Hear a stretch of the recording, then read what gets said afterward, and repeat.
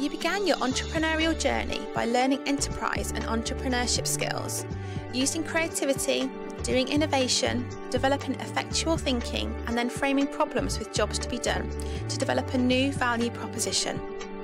Now, to translate your value proposition into a tangible new venture, a functional enterprise, you would need to follow a well thought out implementation plan. This is critical to your success as an entrepreneur. In many ways, it is the culmination of all the hard work you have undertaken since deciding to pursue an entrepreneurial career. To develop an implementation plan, you need to identify key activities for your business, taking into consideration the industry in which you wish to operate, as well as the format of your business, whether it's bricks and mortar, online, or a hybrid. These key activities can be broadly divided into those to be undertaken before you launch your business and those that are needed to manage your day-to-day business operations. Think about everything you need to have in place before you can start to trade. Have you protected yourself legally so that no one can steal your brand name? Are you registered for tax? Thought about franchising at all? These early decisions will have a meaningful impact on your implementation timeline and require careful thought with a balancing of pro and cons of various options and planning, a great deal of planning. Hi, Panita. Hello, Ian. So, what is the most cost-effective way of entering into business quickly? A lot of people have asked me this question because most people have fears about getting into business, about losing their investments, failing in business, and their inability basically to predict outcomes. When you start a business, you really don't know what's going to happen. Of course, a lot depends on the type of business you are in, where you want to set it up, whether it's a manufacturing unit or a service firm. But let's say you want to start a business now, say literally in a few hours or a single day, then your best option is to go online. Why do I say this?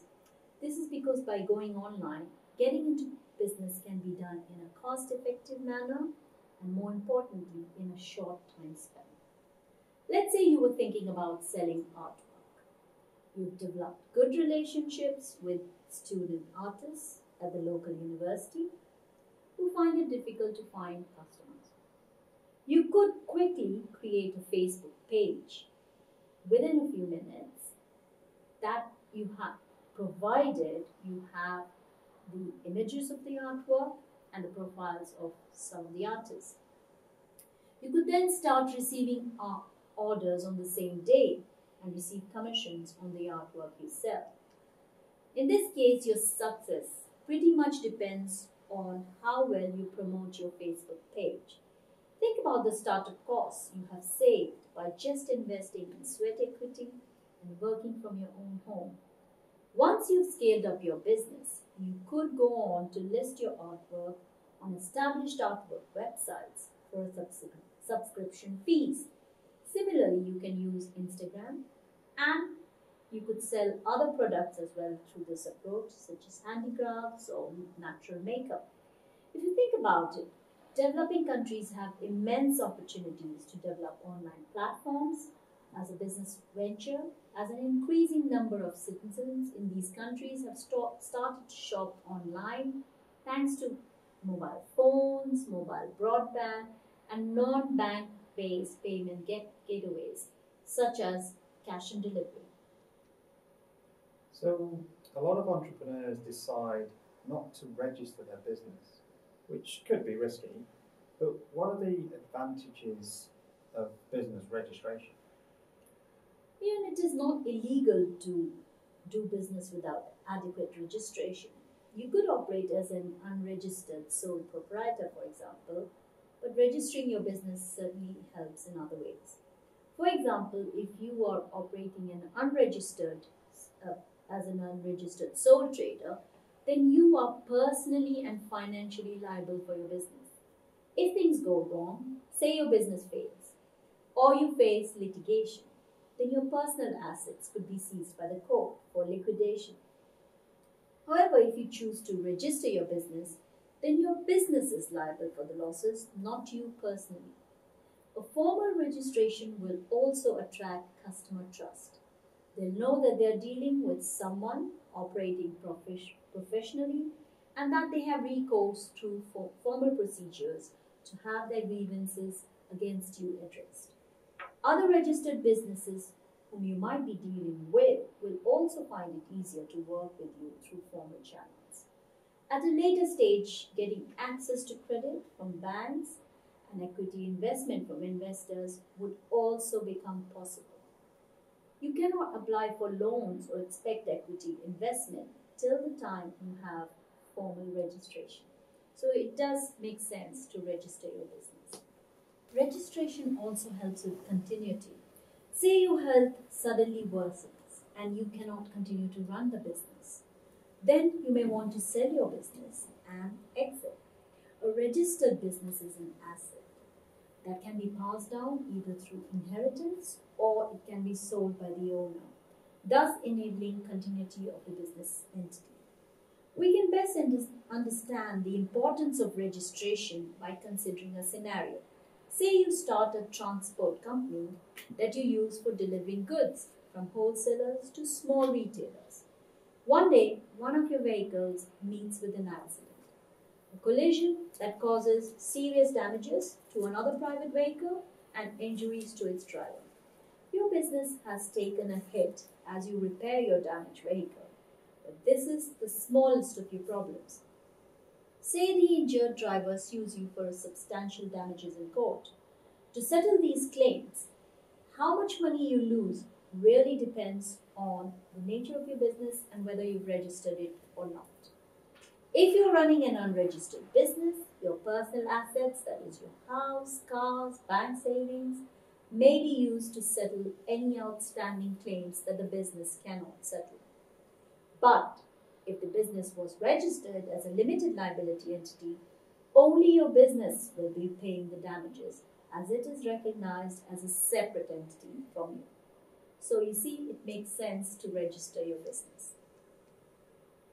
So, is franchising an easier way to get into business? Ian, there are a number of ways to enter into business. You could set up your own firm or enter into a partnership with other individuals. You could buy an existing firm which is a going concern and has an already established client base. Or perhaps you could purchase a franchise.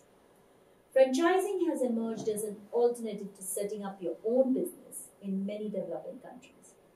And it could be an easier way to get into business. So you could become a franchisee of an established business by entering into what we call a franchising agreement. Franchising opportunities exist in many sectors, such as hotels, restaurants, and even education.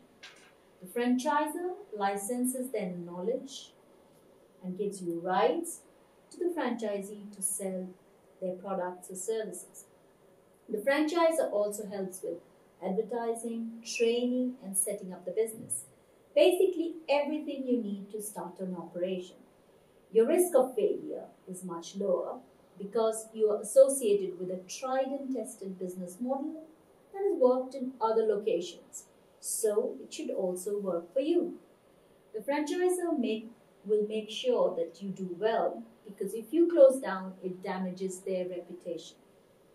But for these privileges, as a franchisee, you will need to pay an upfront franchise fees as well as ongoing royalties, which is a specified percentage of your business proceeds, usually before tax. So, what should an entrepreneur keep in mind when they start to expand their venture?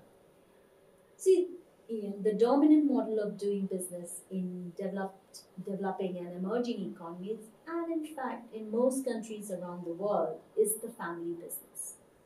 Members of a family working together to set up and run an enterprise, keeping their ownership intact.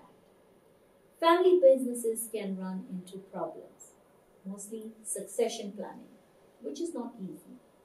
Who takes over control after the patriarch or the matriarch passes away? Is it the eldest son or daughter or all the children together? Do they get pieces of the business? If that happens, this could break up part of the enterprise. Who owns the brand? What if a renegade, disgruntled uncle decides to set up a rival operation with the same brand name? What would the original members do? Enter into formal litigation? Ignore and do nothing? At times, older, more senior members of a family may not easily relinquish control or retire and continue to hold on to senior management positions. This frustrates the younger generation of the family, who remain confined to middle management, not being able to exercise any real influence in the enterprise. This could also stifle innovation. Yes, it is possible to grow a family business. It might be through innovation. Doing innovation in a family business would require a managed process of internal consensus building with all stakeholders on board. There must be a real commitment within the senior management to change and to do things differently. If such an attitude does not persist, unfortunately, the business would decline. And this is why we often see family business fizzing out and closing down after a few generations. The sons and daughters and grandchildren of the original pioneer usually don't have the same energy, determination, and drive to grow the business or to run it professionally. This is why the only sure way to keep the business in the family is to stop it falling into inertia through professionalization. That is, the owners must hire professional managers with vast industry experiences, duly compensating them at market benchmark rates to grow and scale their venture. Key managerial positions must not be occupied on the basis of nepotism, but on the basis of professional competence. Thank you, Ben. Thanks, Neil.